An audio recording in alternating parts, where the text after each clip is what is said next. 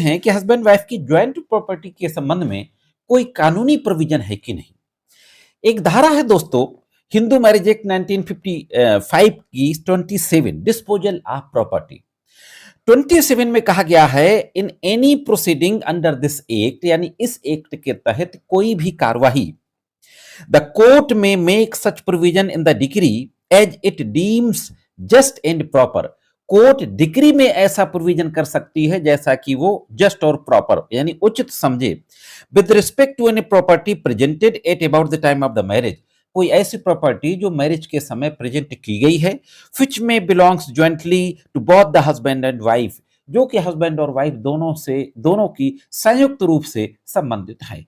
तो 27 में ये प्रोविजन किया गया है।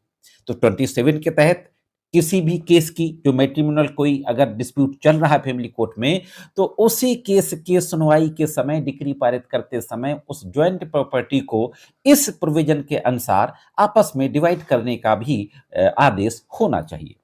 अब एक जो केस पहुंचा इलाहाबाद हाई कोर्ट, देख लेते हैं कि उस केस के फैक्ट क्या थे और उस केस में फाइनल इलाहाबाद हाई कोर्ट ने किस तरीके का जजमेंट दिया। साथियों, एक केस जो इलाहाबाद हाईकोर्ट पहुंचा, कृष्ण कुमार गुप्ता वर्सेज प्रीति गुप्ता, जिसमें 27 मई 2025 को जजमेंट किया गया। First appeal number 1116/2024। केस की पूरी डिटेल आपके स्क्रीन पर है। इसमें यही हुआ कि पति को 10,54,364 रुपया स्त्री धन के एवज में देने का ऑर्डर किया गया फैमिली कोर्ट के द्वारा। पति के द्वारा इसी जजमेंट के खिलाफ इलाहाबाद हाई कोर्ट में फर्स्ट अपील दाखिल की गई थी। मैं यहां आपको यह भी बता दूं कि इससे पहले एक डाइवोर्स का सूट दाखिल किया गया था। डाइवोर्स का सूट डिक्री हो गया था, यानी हस्बैंड वाइफ की मैरिज डिसॉल्व हो गई थी।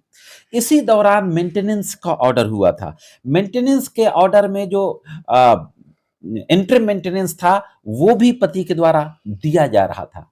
यह जो ऑर्डर हुआ स्त्री धन का, यह 27 में ही हुआ। हाँ दोस्तों, हिंदू मैरिज एक्ट का जो सेक्शन 27 है उसी में हुआ।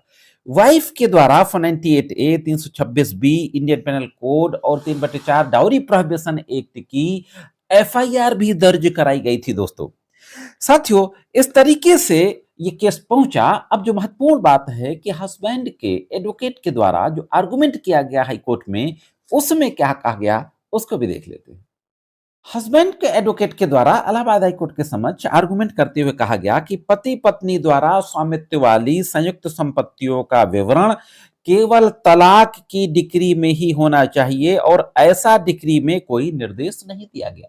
जैसा भी हमने 27 में देखा था कि फैमिली को